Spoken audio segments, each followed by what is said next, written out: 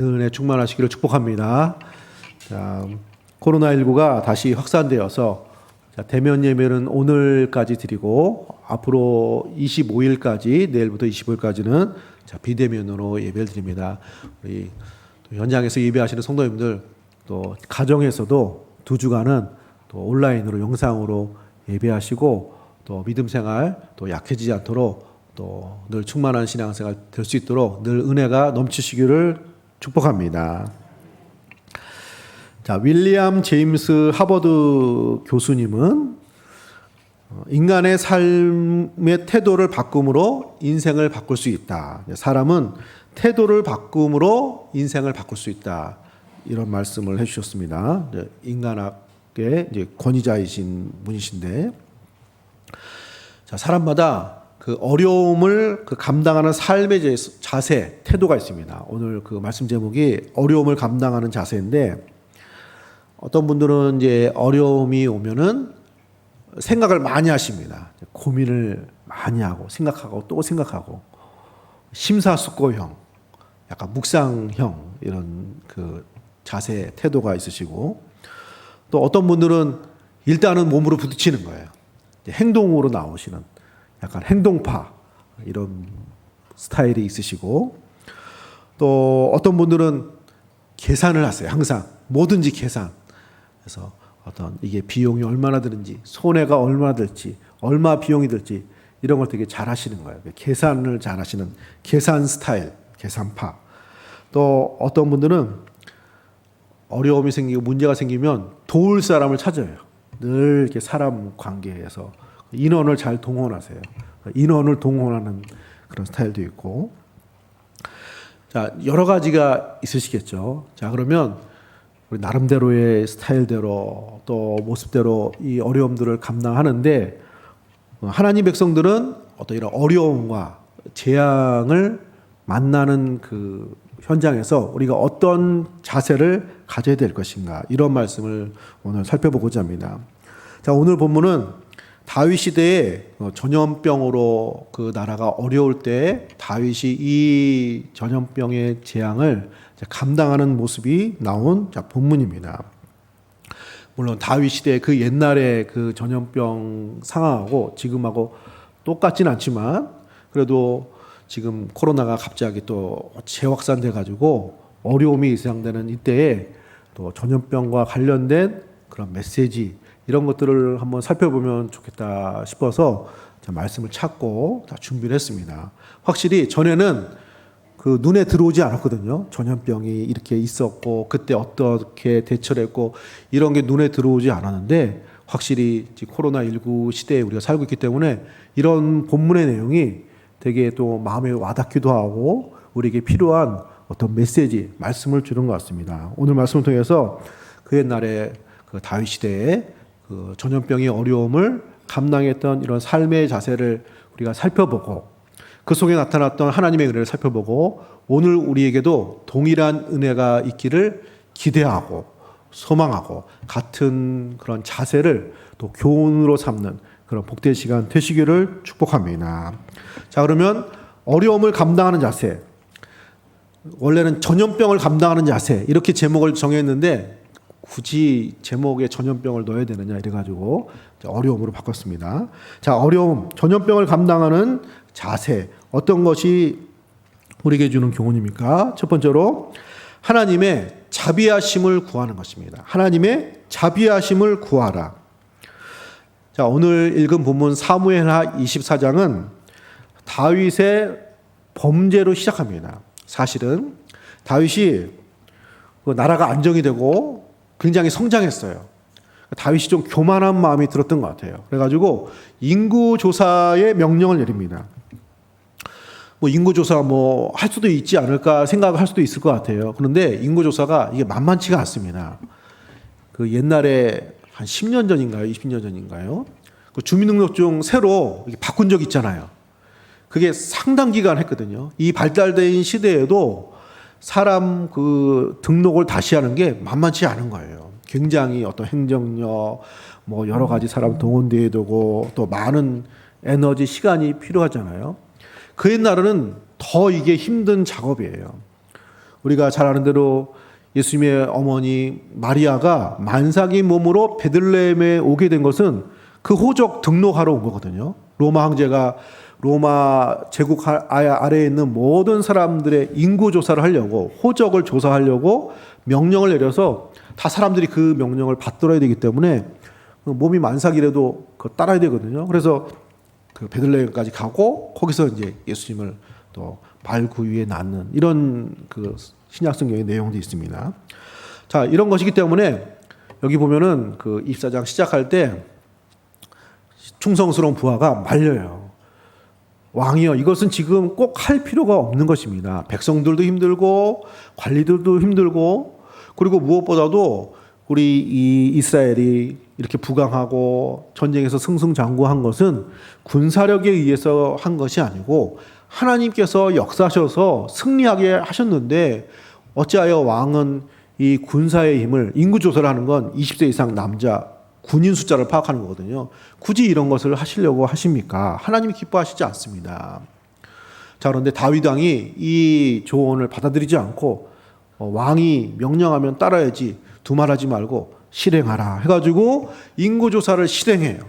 이것이 하나님 앞에 굉장히 큰 어떤 잘못, 어떤 이런 것이 돼가지고 이제 징계가 내려지게 됩니다. 자, 그래서 선지자를 통해 가지고 다윗에게 와서 다윗의 잘못으로 이 땅에 재앙, 징계의 성격의 재앙이 임할 것인데, 그 세 가지 중에 하나를 선택할 것을 말하고 있습니다. 자, 오늘 읽은 말씀 13절에 보시면, 13절에 우리 13절 같이 읽어볼까요? 시작. 가시 다윗에게 이르러 아뢰어 이르되 왕의 땅에 7년 기근이 있을 것이니까, 혹은 왕의 원수에게 쫓겨 석 달 동안 그들 앞에서 도망하실 것이니까, 혹은 왕의 땅에 사흘 동안 전염병이 있을 것이니까, 왕은 생각하여 보고 나를 보내신 이에게 무엇을 대답하게 하소서 하는지라. 세 가지 중에를 하나 고르라는 것입니다. 하나님이 구약 성경에 그 어떤 땅의 나라에 재앙을 내리는 그 세 가지의 모습이 있는데, 주로 기근, 전쟁, 전염병이에요. 다윗에게는 나름대로 좀 그 혜택을 주신 거예요. 세 가지가 벌인데 이 벌 중에 하나를 선택하래요. 그것이 7년 동안의 기근, 아니면 석 달 동안의 원수에게 쫓겨다니는 전쟁, 아니면 사흘 동안의 전염병. 자, 다윗이 이 세 가지 중에 전염병을 고릅니다. 전염병. 요새 같으면 절대 선택하지 않을 것인데 전염병을 고릅니다. 자, 그 내용이 14절에 나옵니다. 자, 14절에 보시면 다윗이 가세게 이르되 내가 고통 중에 있도다 청하건대 여호와께서는 긍휼이 크시니 우리가 여호와의 손에 빠지고 내가 사람의 손에 빠지지 아니하기를 원하노라 하는지라. 그 세 가지 중에 전염병을 선택한 이유가 있는데, 하나님의 긍휼이 크시기 때문에 내가 사람 손에 빠지는 것, 사람 손에 의해서 전쟁을 통해서, 기근을 통해서, 사람을 통해서 징계를 받지 않고 하나님 앞에 직접 받겠다. 근데 전염병은 하나님이 좀 직접 주시는 재앙으로 다윗이 본 거예요. 그래서 내가 벌을 받아도 하나님께 받겠다, 이런 내용이에요. 자, 유진 피터슨의 메시지 성경에서 그래서 이 부분을 이렇게 번역을 했습니다. 거기 사무엘하 24장 14절을 그 메시지 성경 번역본을 보면은 뒷부분을 이렇게 번역하고 있습니다. 사람의 손에 넘겨지기보다는 차라리 자비가 많으신 하나님께 벌을 받겠습니다. 차라리 하나님께 벌을 받겠습니다. 왜냐하면은 하나님이 자비가 많으시기 때문에. 할렐루야. 다윗의 자세, 태도가 여기 나와 있습니다. 자, 이렇게 한번 생각을 해보세요. 예를 들어서 설명하면 이렇습니다. 어떤 학생이 잘못을 했어요. 잘못을 해서 이게 혼나게 생겼는데 세 가지의 방법이 있어요. 첫 번째는 경찰서에 가서 회초리 3대를 맞는 거예요. 경찰서에 가서. 두 번째는 학교에 가서 학교 선생님한테 10대를 맞는 거예요. 10대. 세 번째는 집에 가서 부모님한테 30대를 맞는 거예요. 무엇을 선택하시겠습니까? 1번이에요? 2번이에요? 3번이에요? 자, 학생들한테 물어보면 무엇을 선택할까요? 그래도 짧고 굵게 맞는 게 나으니까 경찰서에 가서 3대를 맞을까요? 아니면 학교 가서 10대, 집에 가서 30대? 자, 이렇게 질문하면 질문 하나마나 다 집에 가서 맞는다고 그래요. 30대를 맞든지 100대를 맞든지 집에 가서 맞는다고 그래요. 왜 그럴까요? 당연하죠. 일단 마음이 편하잖아요. 경찰 아저씨 무섭잖아요. 학교 선생님도 무섭죠. 물론 부모님도 무섭지만 그래도 마음이 편하고, 또 경찰이나 학교 선생님은 교육의 의미로 세게 회초리를 때리겠지만 그래도 우리 부모님인데, 우리 어머님이고 아버지인데 살살 때리시겠지. 때리다가 마음 아프면 중단하겠지. 이런 기대를 하겠죠. 그래서 열이면 열 부모님께 가서 맞겠습니다 라고 대답을 할 거예요. 마찬가지예요. 다윗에게 주어진 이 3가지 재앙 중에 내가 전염병을 선택하는 것은 하나님의 자비와 긍휼이 크시니까 내가 하나님께 차라리 맡겠습니다. 왜냐하면 하나님의 자비가 많으시고 긍휼이 풍성하시기 때문입니다. 그 다윗이 희망을 가진 거예요. 이 재앙 중에도 그래도 희망은 하나님께 있다. 하나님의 자비하심에 희망을 거는 것이죠. 탕자의 비유에서 탕자가 아버지 재산을 다 허랑방탕해서 집을 나가서 그렇게 생활한 다음에 종이 되어서 돼지 열매 그것도 먹지 못해가지고 고통스러울 때 생각난 곳이 아버지 집이에요. 그래서 내가 잘못을 해가지고 하늘과 땅에 죄를 지어서 어디 가서 제대로 사람 대접 받지 못하겠지만 내가 종노릇을 해도 아버지 집에 가서 종노릇 하리라. 왜냐하면은 우리 아버지는 선하셔서 종들도 행복하고 따뜻한 밥을 먹고, 내가 제대로 대접을 받지 못하고 종사를 해도 난 차라리 아버지 집에 가서 고생할 거야 하고 탕자가 아버지 집으로 가거든요. 그러니까 징계와 재앙 중에도 아버지의 사랑, 자비하심 이런 거를 기대하는 거예요. 탕자가. 다윗도 그런 마음으로 하나님께 기대를 하는 것입니다. 물론 이 재앙은 자기의 실수, 자기의 잘못, 자기의 범죄로 말미암아 일어난 전염병이라 할지라도 그것은 하나님이 내리시는 것이기 때문에 하나님께는 자비하심이 있고 긍휼하심이 있기 때문에 거기에 소망을 둔 것입니다. 할렐루야. 하나님의 자비하심과 사랑에 소망을 두는 우리 성도님들 되시기를 축복합니다. 다윗의 이 기대와 소망이 틀리지 않음이 성경에 나와 있습니다. 15절, 16절에 보시면 15절에 이에 여호와께서 그 아침부터 정하신 때까지 전염병을 이스라엘에게 내리시니 단에서부터 부엘세바까지 백성의 죽은 자가 7만 명이나 죽습니다. 그런데 계속 죽지 않고 16절에 보시면 우리 16절 같이 한번 읽겠습니다. 시작. 천사가 예루살렘을 향하여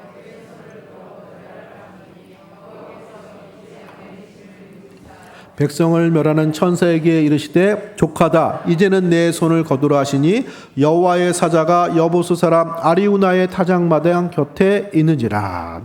하나님께서 뉘치고 안타까워서 이제 그만해라, 이제 그만 때려라, 이제 그만 죽게 해라 하고 하나님이 재앙 내리심을 후회하시면서 뉘치면서 중간에 멈췄어요.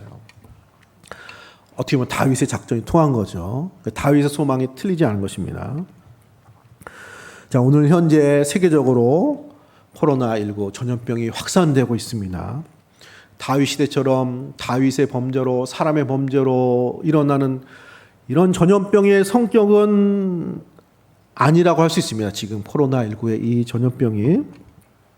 그럼에도 불구하고 우리가 이 재앙 속에서 오늘 본문을 통해서 교훈을 삼을 수 있는 것은 그것이 징계이든 아니면 우리의 실수이든 아니면 어떤 여러 가지 이유로 나타난 이 재앙 가운데 다 배후에 하나님의 섭리와 손길이 있기 때문에 그 속에 하나님의 자비하심과 하나님의 긍휼하심이 우리에게 나타나게 될 줄로 믿습니다. 자, 그것을 기대하는 거예요. 자, 그래서 에레미야 애가에는 이런 말씀이 있습니다. 에레미야 애가 3장 22절 23절에 여호와의 인자와 긍휼이 무궁하심으로 우리가 진멸되지 아니함이니이다. 이것들이 아침마다 새로우니 주의 성실이 크시도소이다. 하나님의 인자하심과 긍휼이 무궁하시기 때문에 우리가 결코 멸망하지 않을 것입니다. 아침마다 새로우니 주의 성실하심이 크시도소이다. 사람은 자비와 은혜와 사랑을 베풀어도 계속 베풀기는 어려워요. 그렇지만 하나님은 날마다 새롭게 우리에게 자비와 긍휼을 베푸시는 은혜가 풍성하신 하나님이심을 말씀하고 있는 것입니다. 다윗은 이런 전염병이 퍼져서 많은 사람이 어려움을 겪는 이 속에서도 하나님은 자비하신 분이야. 하나님이 멈추게 해주실 것이고, 비록 우리의 잘못으로 나타난 것이긴 하지만 하나님이 중단하게 하실 것이고 우리에게 다시 한번 생명과 소망을 주실 것입니다. 이런 기대하는 마음으로 이 재앙을 감당을 한 것입니다. 따라서 믿음의 사람들은 결코 포기하지 말아야 될 것이 하나님이 우리를 사랑하신다. 우리에게 자비를 베푸신다. 우리에게 긍휼을 베푸시는 하나님이심을 우리가 믿고 소망을 해야 될 줄로 믿습니다. 자, 오늘 말씀처럼 하나님의 자비하심이 나타나 이 재앙이 중단되어지고 약해지고 해결되는 역사가 나타나시기를 축복합니다. 시편 91편 3절에 이는 그가 너를 새 사냥꾼의 올무에서와 심한 전염병에서 건지실 것이미로다. 우리가 어떤 환경 속에서도 이 상황이 어떤 이유인지는 우리가 다 알 수는 없으나, 그러나 우리에게 힘든 상황이고 어려운 상황인데 그럼에도 불구하고 이 속에 하나님의 자비하심이 나타나실 수 있다는 이런 소망을 갖고 우리가 믿음 생활, 이 신앙생활, 이 어려움을 감당을 해야 될 줄로 믿습니다. 우리가 여러 가지 그렇다고 방역 지침 소홀히 하고 하지 말고 그런 건 아니에요. 우리가 우리 나름대로 최선을 다해야 됩니다. 그럼에도 불구하고 이 모든 것을 다스리시고 통치하시고 역사하시는 분은 하나님이시기 때문에 하나님이 우리를 긍휼히 여기시고 하나님이 우리를 불쌍히 여기시고 하나님이 우리를 축복하시면 중단될 수 있고 길이 열릴 수 있고 새롭게 될 수 있는 소망이 우리가 믿는 우리 아버지 하나님께 있는 줄로 믿습니다. 따라서 믿음의 사람들은 이런 어떤 어려움을 감당하는 자세에서 잃어버리지 말아야 될 것이 하나님은 자비하시다.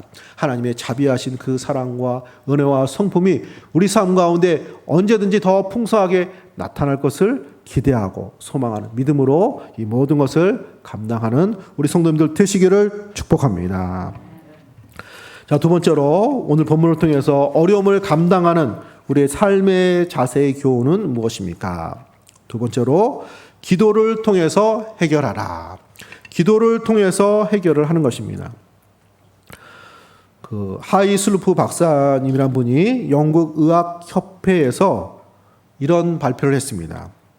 기도는 지금까지 발견한 치료법 중에서 매우 효과적인 치료법입니다. 이런 발표를 했어요. 그래서 거기 있던 의사 선생님들, 과학자, 의학 박사 되시는 분들이 아니 지금 치료법을 얘기하는 이 발표회에서 무슨 신앙적인 종교적인 기도 이야기를 하시는가 이렇게 의아해했어요.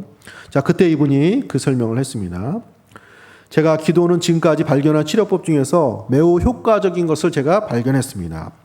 기도를 꾸준히 해온 사람들은 마음이 안정되어지고 신경과민의 원인을 감소시켜줍니다. 따라서 마음의 근심에서 시작된 많은 질병들, 또 스트레스와 여러 가지 정신적인 질환으로 인한 내면의 괴로움을 가라앉혀줍니다. 따라서 저는 이런 것을 많이 보았기 때문에 이런 분야의 치료를 원하는 분들에게 기도하는 습관을 권면하고 실제로 그분들이 기도를 통해서 많이 치료되는 것을 보았습니다.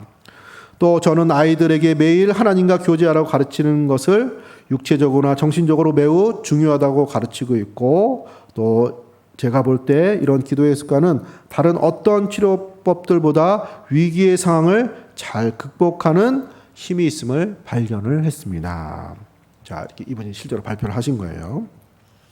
그러니까 기도의 습관, 기도의 삶의 모습이 그 여러 가지 어떤 부분에 있어서는 어떤 병의 치료에도 효과가 있다는 발표를 했습니다. 자, 다윗이라고 항상 잘하는 거 아니에요. 오늘 이 문제도 다윗이 실수와 잘못으로 나타난 것입니다. 다윗도 잘못할 때가 있습니다. 자, 그렇지만 다윗이 자기가 잘못한 것이든지 아니면 어떤 문제를 만나서 겪는 것이든지 간에 늘 문제를 해결하는 것은 하나님께 호소하고 기도를 통해서 해결을 합니다. 힘에 부치면 하나님께 능력을 구하고 자기의 잘못으로 인해서 생겨난 것이면 회개하고 회개의 기도를 하고 고백하고 자, 이런 내용이 시편에 가득 담겨져 있습니다. 그래서 다윗은 결국 어려움이 오면 결론은 기도예요. 기도를 통해서 이 문제가 만들어지고 해결되는 삶의 자세를 가지고 있는 것입니다. 자, 그것을 알 수 있는 것이 오늘 17절 말씀입니다. 자, 17절 보시면 17절에 다윗이 백성을 치는 천사를 보고 곧 여호와께 아뢰어 이르되 나는 범죄하였고 악을 행하였거니와 이 양무리는 무엇을 행하였나이까 청하건대 주의 손으로 나와 내 아버지의 집을 치소서 하니라. 하나님께 기도하는 거예요. 하나님, 제가 잘못했는데 백성들이 너무나도 많이 죽습니다. 이 백성들, 이 양무리가 무슨 죄가 있습니까? 차라리 나와 내 아버지의 집을 징계하고 백성들을 용서해 달라는 자, 이런 중보 기도를 하고 있습니다. 자, 이것이 어떤 해결의 어떤 모습이 된다는 것을 알 수 있는 것이 여기 보면은 이 양무리는 무엇을 행하였나이까?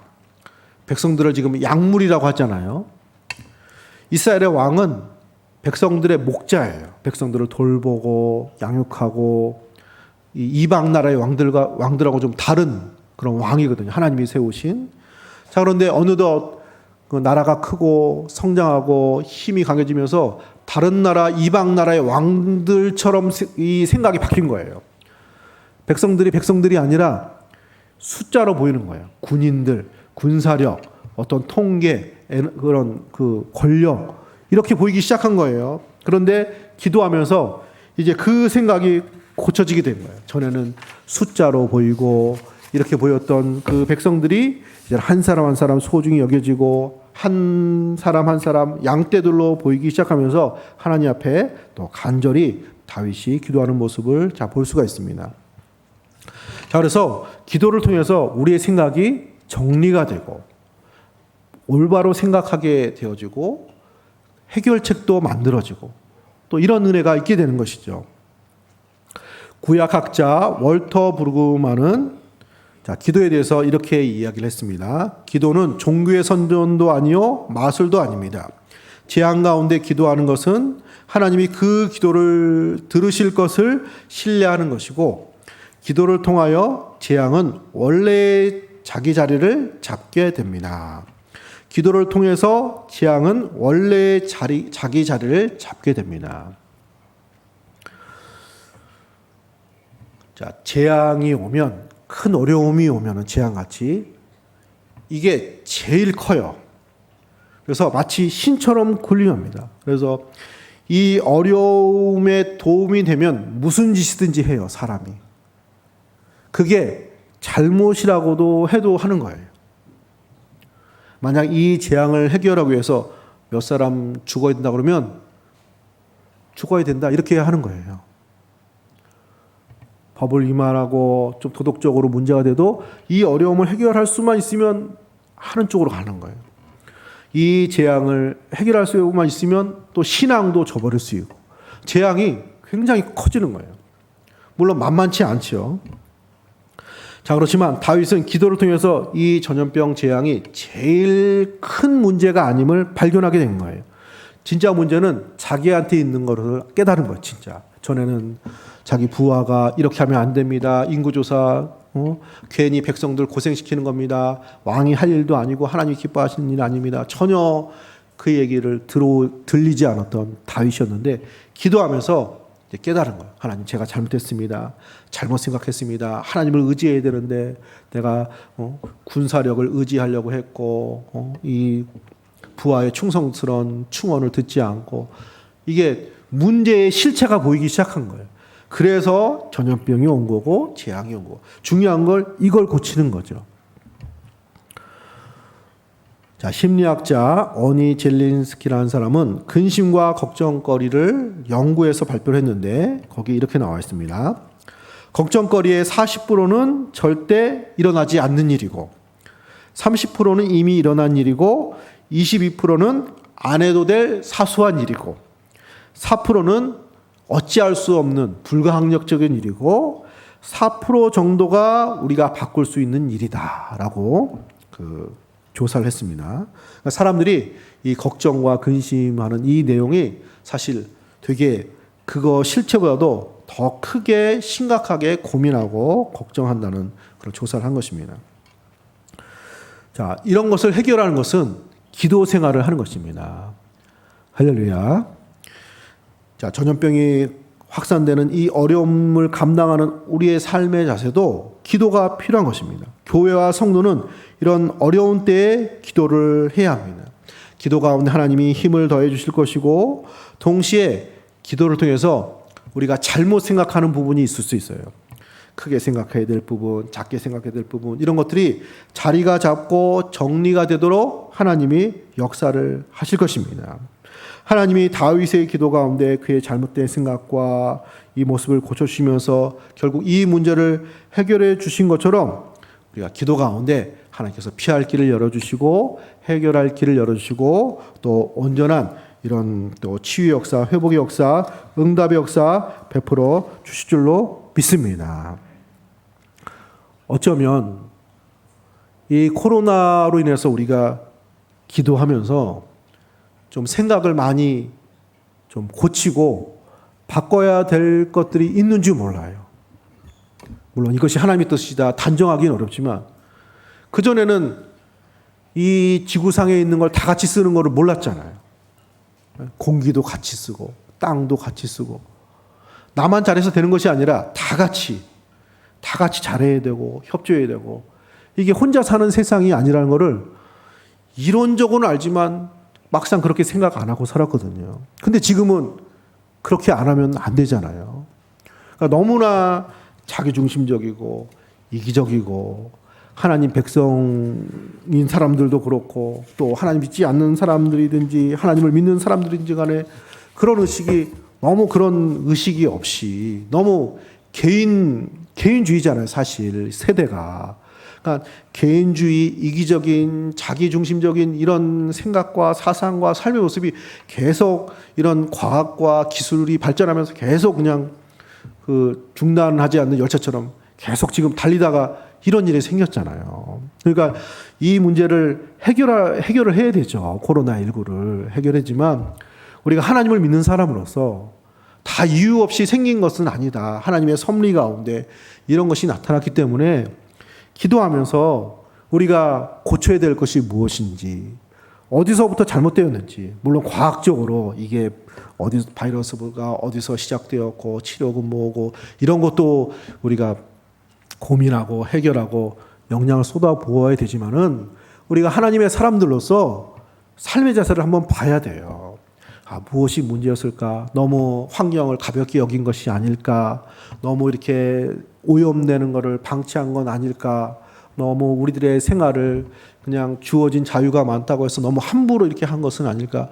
여러 가지로 우리에게 주어지는 메시지가 있는 거예요. 그래서 기도하면서 하나님의 성령께서 이런 기간에 우리의 기도 생활을 통해서 우리의 생각을 바로 잡아주시고 새롭게 하시고 고쳐주시고, 이런 과정을 통해서 결과적으로 이 문제도 해결되는 것이 하나님의 어떤 방법이고 하나님의 원하시는 길이 될 것입니다. 물론 우리 입장에서는 빨리 이게 내일에도 끝나고 해결되어지고 이런 게 중요하지만, 하나님의 섭리 가운데 이 모든 것이 일어난 것이기 때문에 기도하면서 우리가 어떤 고쳐야 될 부분, 또 감당해야 될 부분, 이런 삶의 자세를 적어도 예수 믿는 하나님 백성들이 그 모습을 만들어갈 때 하나님께서 우리에게 어떻게 보면 허락된 이 어려움들의 어떤 기간이 단축될 수 있고 약해질 수 있고 새로워질 수 있는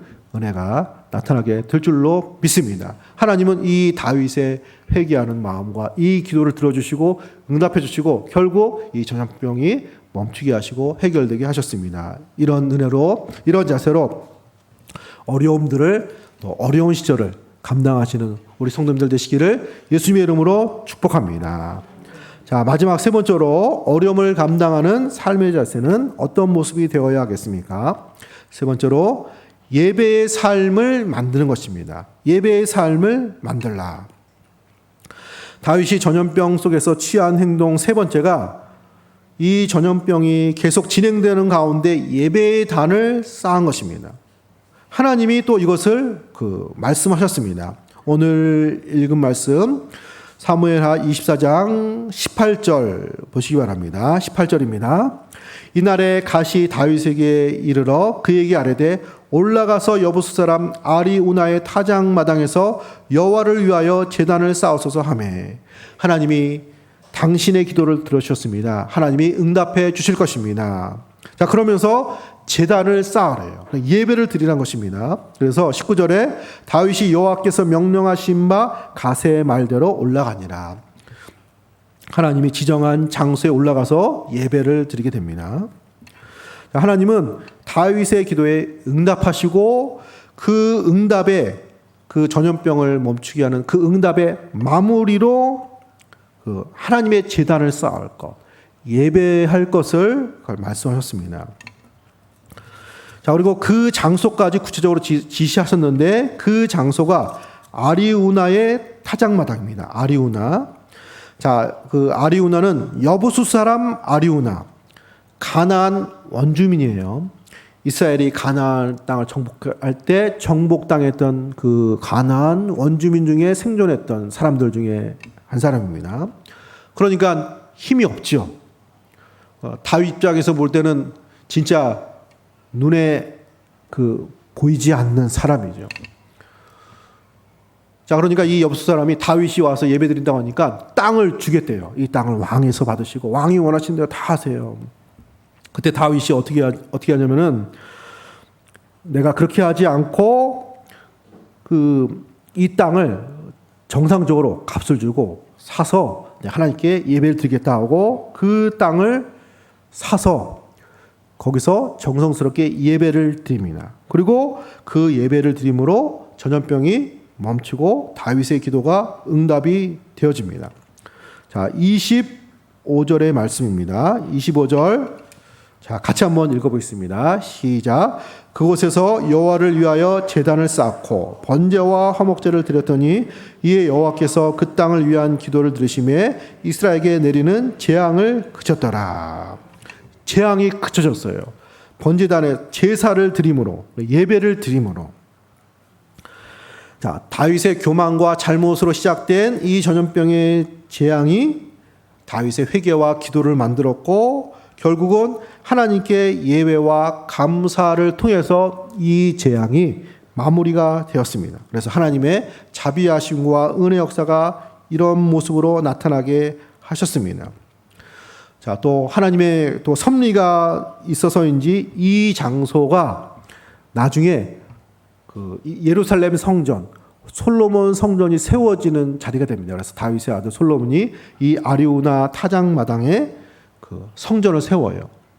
그러니까 범죄로 징계가 임하고 그 징계가 용서받은 자리, 그 용서와 해결된 그 장소에서 하나님의 성전이 세워진 거예요. 그래서 하나님의 성전이 우리의 죄사함, 우리를 새롭게 하시고 구원의 은혜를 담고 있다는 것을 보여주는 그런 내용이 되는 것입니다. 자, 우리가 여기서 우리가 교훈으로 삼을 수 있는 것은 이런 하나님의 은혜의 역사가 그 응답의 역사가 마무리되는 과정에서 하나님께서 예배하기를 원하셨다는 거예요. 제가 청년 때는 고민이 많잖아요. 어떤 진로나 또 여러 가지. 자, 그래서 새벽 예배, 새벽 기도 생활을 시작했는데, 제대하고 나서 그 주변에 가까운 교회 가야 되니까 가까운 교회에 갔는데, 새벽 예배 교회가 개척교회예요. 작은 교회예요. 나오신 분이 몇 분이 안 돼요. 뭐 1명, 2명, 3명. 어떤 때는 저 혼자 예배 드릴 때도 많고. 그래서 어떤 때는 목사님이 되게 피곤하신 것 같아요. 근데 내가 나와가지고 사도행전부터 이렇게 정상적으로 예배를 드리는 거야. 내가 없었으면 그냥 간단하게 기도하시고 들어가서 쉬실 텐데, 괜히 미안한 생각이 들 정도로 그렇게 다닌 적이 있어요. 할렐루야. 자, 괜히 내 자랑이 된 것 같은데 어쨌든 그랬습니다. 자, 그런데 그때 제가 들었던 마음이, 간절하게 기도를 해요. 여러 가지 문제로.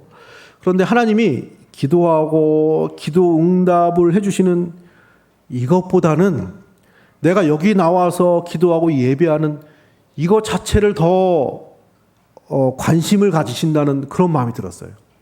그러니까 내 기도 응답은 약간 두 번째고, 내가 여기 나와서 예배하는 것 자체를 기뻐하신다. 그런 마음을 가진 적이 있습니다. 할렐루야. 자, 모든 것이 그런 건 아니겠지만 그런 모습이 다분히 있어요. 그래서 이 성경의 역사의 그 문제 해결에는 마지막은 항상 예배로 끝나요. 하나님은 우리가 하나님 앞에 예배하는 모습으로 회복되기를 원하십니다. 아담과 하와가 범죄함으로 하나님을 사랑하고 경배했던 그 사람들이 죄악으로 이것이 망가졌거든요. 그러니까 이게 깨진 거예요. 그래서 여기 다윗을 통해서 나타난 이 전염병 재앙도 하나님이 해결해 주시고 응답해 주시는데, 그럼에도 불구하고 하나님이 원하시는 건 다윗이 그 신앙을 회복해서 정말로 감사함으로 사랑함으로 예배하는 이 모습을 기쁘게 받으시고, 그리고 응답으로 하나님께서 이 전염병의 재앙을 더 중단해 주시는 그런 은혜를 베풀어 주셨습니다. 사랑하는 성도님들, 어려움을 만날 때 우리가 감당해야 될 자세 중에 하나는 예배의 삶을 만드는 거예요. 예배를 놓치지 않는 것입니다. 할렐루야. 믿음의 사람들이 어려운 때일수록 더 기도하고 어려운 때일수록 더 예배를 드려요. 더 충성스럽게. 이게 경험적인 거예요, 사실. 성령의 말씀이기도 하지만은 경험을 한 거예요. 이렇게도 해보고 저렇게도 해보고 많이 해봤는데, 하나님 앞에 어려운 때일수록 더 예배하고 감사하고 하나님께 경배하는 이런 모습을 통해서 해결되는 체험이 많이 쌓인 거예요. 그래서 믿음의 사람들은 더 어려운 시절일수록 하나님께 집중하고 기도하고 예배하는 모습을 만들어 갔습니다. 왜냐하면 이 모든 것을 만들어 가시는 분이 하나님이시기 때문에 우리가 그렇게 고백하고 예배하는 모습 만들어 가야 될 줄로 믿습니다. 자, 말씀을 정리하고 마치겠습니다. 자, 다음 주부터 2주간 또 대면 예배를 드리게 되는데, 우리가 방역 지침 잘 해야 돼요. 함부로 하면 안 되고, 우리 건강 조심해야 되고, 또 우리 최선을 다해서 다 노력해야 됩니다. 동시에 우리가 하나님의 사람으로서, 하나님 백성으로서 이 어려움들을 감당하는 그런 자세가 있어야 되는 거예요. 그것은 다 하나님이 이 모든 것을 감당하시는 것이기 때문에 하나님의 자비와 하나님의 은혜에 소망을 두는 거예요. 물론 사람이 고치고 백신이 필요하고 치료제도 필요하고 다 이런 것 해야 되지만, 궁극적으로 하나님의 은혜가 있어야, 하나님의 자비하심이 있어야 이 문제가 해결될 수 있다. 하나님이 온 세상의 주인이시기 때문에.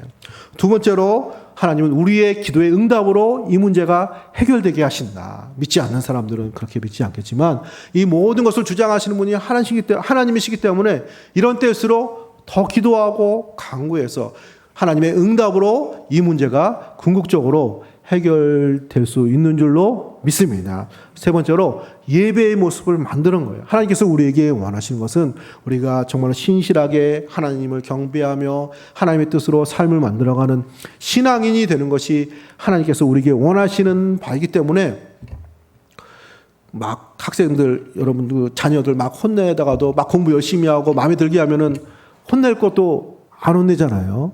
그런 모습이 있는 거예요. 따라서 이런 때일수록 우리가 신앙의 자세, 예배의 모습을 만들어갈 때 이 어려움들이 더 빨리 지나가고 약해지고 해결될 수 있는 이런 모든 모습들이 만들어지게 될 줄로 믿습니다. 이런 모습으로 어려운 시절 믿음으로 감당하시고 승리하시는 우리 성도님들 되시기를 예수님의 이름으로 축복합니다.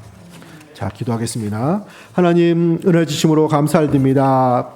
하나님, 여러 가지로 어려움을 또 만나고 있습니다. 하나님, 다윗 시대에 많은 전염병으로 많은 사람들이 어려움을 겪은 처럼 이 시대에도 코로나19라는 전염병으로 많은 사람들이 어려움을 겪고 있고 우리의 삶에 지장을 받고 있으며 또 2주간 또 모여서 예배하지 못하는 이런 모습까지 되었습니다. 하나님, 그러나 이 모든 것을 다스리시고 통치하시는 분은 우리 하나님 한 분이시기에 하나님의 은혜를 구합니다. 하나님의 자비에 소망을 둡니다. 궁일이 풍성하시고 사랑이 풍성하신 하나님께서 이 모든 것을 해결하실 수 있고 온전케 하실 수 있고 이 가운데서도 우리에게 축복하실 수 있는 하나님 되어 주실 줄로 믿습니다. 기도를 통해서 이 모든 것을 감당하기를 소원합니다. 우리의 삶 속에 늘 기도하지만 특별히 어려움을 만날수록 더 기도로 이 문제를 감당하고 기도 가운데 우리의 삶을 새롭게 만들어가는 귀한 은혜 역사 나타나기를 소원합니다. 예배의 삶을 만들어가기를 소원합니다. 하나님, 모이지 못한다고 할지라도 가정에서 처소에서 개인적인 우리의 삶의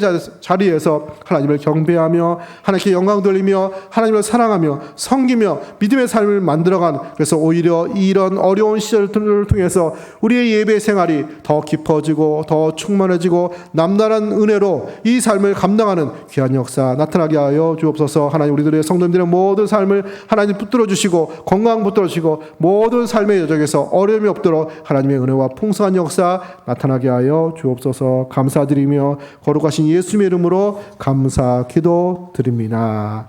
아멘.